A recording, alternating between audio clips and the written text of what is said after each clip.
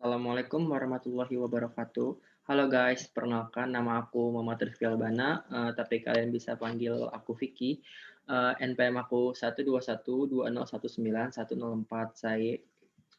Aku dari kelas akuntansi A 2019 pagi. Oke. Eh, saya akan menceritakan tentang tugas saya, yaitu salah satu tokoh yang bernama Freddie Mac atau Federal Home Loan Mortgage Corporation. Nah, dia ini kan dikenal sebagai Freddie Mac. Ya, dia ini pemilik perusahaan publik milik swasta yang disponsori oleh pemerintah Amerika Serikat. Nah, um, perusahaan ini bertugas menyediakan aliran kredit berkelanjutan andal dan berbiaya rendah untuk membiayai perumahan bagi rakyat Amerika Serikat. Nah, jadi rakyat Amerika Serikat ini jika mau meminjam kredit yang berkelanjutan ini biasanya minjamnya ke perusahaan ini, ke perusahaan Freddie Mac. Nah, Freddie Mac ini memiliki bisnis utama. Jadi bisnisnya ini yakni membeli hipotek dari pemberi pinjaman, kemudian mengemas hipotek menjadi sekuritas. Nah, lalu menjamin dan menjual sekuritas kepada investor. Nah, jadi sekuritasnya ini menjual kepada investor. Nah, korporasi ini berkantor pusat di Tyson Corner, Virginia, di Amerika Serikat pastinya. Nah, sebagai salah satu perusahaan raksasa di USA atau United States of America, nama Freddie Mac yang disapa sebagai Freddie Mac ini masuk dalam daftar Fortune Global Top 500 di peringkat ke-125 di tahun 2020. Nah, Freddie Mac ini sukses meraih atau membukukan pendapatan total sebesar kurang lebih 75,12 miliar dolar Amerika Serikat atau US dollar di tahun 2020. Nah, kenaikan revenue-nya ini mantap sekali. Dia menyentuh di angka 2,1%. Capaian tersebut kurang lebih serupa dengan Fannie Mae atau yang sayangnya laporan keuangan perusahaan tidak menceritakan dengan lengkap keseluruhan ceritanya. Nah, sementara itu keuntungan yang sukses diraup oleh Freddie Mac mencapai 7,21 miliar dolar ya US dollar. Sayangnya angka tersebut rupanya turun 21,9% dari perolehan tahun 2019. Nah, kemudian dua aspek lain yang patut diperhatikan adalah Freddie Mac mengelola total aset yang sangat fantastis, yakni mencapai 2,20 triliun dolar. Yang satu lagi adalah total ekuitas pemegang saham perusahaan mencapai 9,12 miliar US dollar. Nah, sebagai badan usaha milik pemerintah Amerika Serikat, dengan nilai kekayaan fantastis tersebut tentunya memberi kesan mendalam bagi yang memahaminya. Berikut warta ekonomi sajian artikel yang saya baca di sini.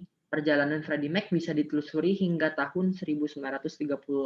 Ketika itu, Federal National Mortgage Association atau Fannie Mae adalah salah satu lembaga yang membeli hipotek dari lembaga penyimpanan, terutama asosiasi tabungan dan pinjaman. Oke, jadi dia ini lembaga yang membeli hipotek ya guys. Hipotek penyimpanan, terutama asosiasi tabungan dan pinjaman. Oke. Nah, dia ini mendorong lebih banyak pinjaman hipotek dan secara efektif mengasuransikan nilai hipotek oleh pemerintah USA. Nah, Fannie Mae ini dibentuk selama depresi besar yang mengakibatkan banyak pinjaman gagal membayar hipotek secara massal. Lalu pemprakarsanya ini yaitu Presiden Franklin D. Roosevelt dan Kongres pada tahun 1938. Nah, hubungannya ini antara Fannie Mae dan Freddie Mac muncul ketika Perang Vietnam pada tahun 1968. Begitu menghantam pertumbuhan ekonomi nasional sehingga Presiden Lyndon Johnson memutuskan mengubah Fannie Mae dan Tadi Freddie Mac menjadi perusahaan publik yang dimiliki oleh investor. Nah, untuk mencegah adanya monopoli pada tahun 1970, Freddie Mac ini diluncurkan. Oke, jadi nih di sini untuk mencegah adanya monopoli pada tahun 1970, Freddie Mac diluncurkan. Nah, pembentukan Freddie Mac berdasarkan pada Piagam Kongres Amerika Serikat tahun 1970. Nah, Kongres ini diharapkan dapat meratakan disparitas antar wilayah dalam hal ketersediaan dan suku bunga hipotek rumah. Untuk memulainya, Freddie Mac mengumpulkan kurang lebih 100 juta US dollar dengan menjual saham non-voting ke 12 bank di Amerika Serikat di bidang pinjaman rumah federal. Oke, pada tahun 1971, Freddie Mac menawarkan jaminan hipotek konvensional pertamanya. Nah, ini udah disertai dengan sertifikat ya, sertifikat partisipasi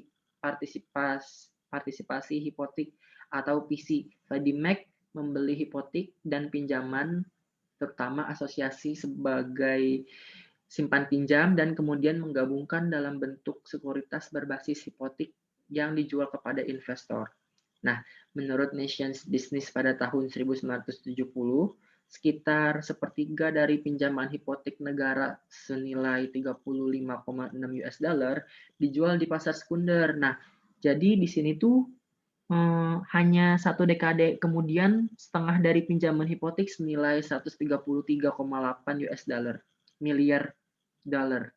Nah, di negara Amerika Serikat ini dijual kembali sebesar nominal yang tadi disebutkan. Nah, dalam tempo 14 tahun selama pendiriannya, Freddie Mac mencapai 100 miliar dolar untuk pembiayaan rumah. Pada tahun yang sama, korporasi mendistribusikan kurang lebih 15 juta saham yang berpartisipasi. Nah, jadi saham ini tuh yang didistribusikan ini saham non-voting yang disukai kepada lembaga tabungan anggota individu di seluruh penjuru negeri Amerika Serikat. Nah, menurut Business Week, dalam periode 5 tahun di tahun 1980-an, Freddie Mac telah melipat gandakan keuntungannya mencapai 381 juta dolar pada tahun 1088. Lanjut.